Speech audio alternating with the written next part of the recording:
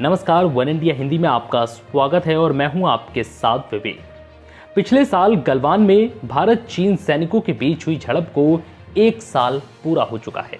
इस 1 साल में क्या बदला और अब गलवान में हालात कैसे हैं?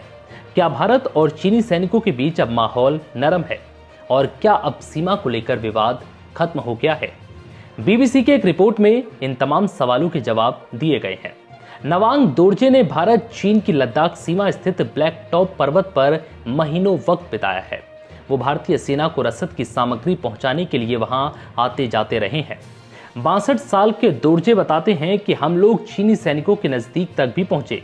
उस वक्त हमने यही सोचा कि वो हमें निशाना बनाएंगे।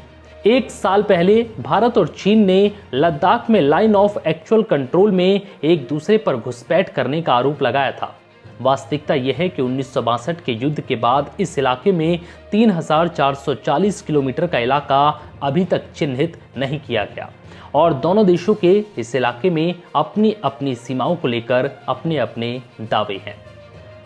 भारतीय मीडिया रिपोर्ट्स के मुताबिक दोनों देशों के बीच सीमा पर तनाव तब शुरू हुआ जब चीनी सैनिकों ने भारतीय सीमा के कई किलोमीटर भीतर तक आकर अपने टेंट लगाए, खाइयां बनाई और दूसरे भारी उपकरण लगाए। चीन के अप्रत्याशित कदम को देखते हुए भारतीय सेना ने लद्दाख में सीमा पर हजारों सैनिकों की तैनाती की और वहां अतिरिक्त हथियार जमा करने शुरू कर दिए। ये तनाव जून 2020 में गलवान घाटी में हाथापाई और हिंसक झड़प में तब्दील हो गया। इस झड़प में 20 भारतीय सैनिक शहीद हो गए। वहीं चीन के भी कई सैनिक मारे गए, लेकिन चीन ने सिर्फ 4 सैनिकों की मौत की पुष्टि की। एलएसी के पास मौजूद पेंगोंग झील तक जाना अब भी बेहद मुश्किल है। कई जगहों पर खतरे को लेकर लोगों को चेतावनी देने वाले संकेत जरूर दिखाई देते हैं। इलाके में प्रतिबंधित सैन्य क्षेत्र तक जा रही सिंगल लेन वाली सड़क पर सेना के वाहन सामान और सैनिकों को लाते ले जाते दिखते हैं।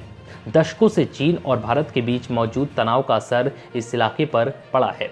पिछले साल सीमा पर दोनों देशों के सैनिकों के बीच हुई हिंसक झड़प का असर आज भी इलाके में दूर दूर तक महसूस होता है। सामरिक मामलों के विशेषज्ञ और एक समय भारतीय सेना में कर्नल रहे अजय शुक्ला ने कहा कि बीते 1 साल के दौरान भारत चीन के बीच सीमा पर जारी गतिरोध ने दोनों देशों के आपसी संबंधों में काफी बदलाव दिखाया है। चीन ने सीमा पर 1959 में किए दावे को फिर से दोहराया है। अगर भारत इसे स्वीकार करता है तो सीमा पर बहुत सारा इलाका चीन के हिस्से में चला जाएगा। कई दौर की बातचीत के बाद दोनों देश पेंगोंग झील के इलाके में अपनी सेना को पीछे करने पर सहमत हुए हैं, लेकिन चीन ने हॉट स्प्रिंग, गोगरा पोस्ट और देपसांग से वापसी का संकेत नहीं दिया है। फिलहाल इस वीडियो में इतना ही। नमस्कार।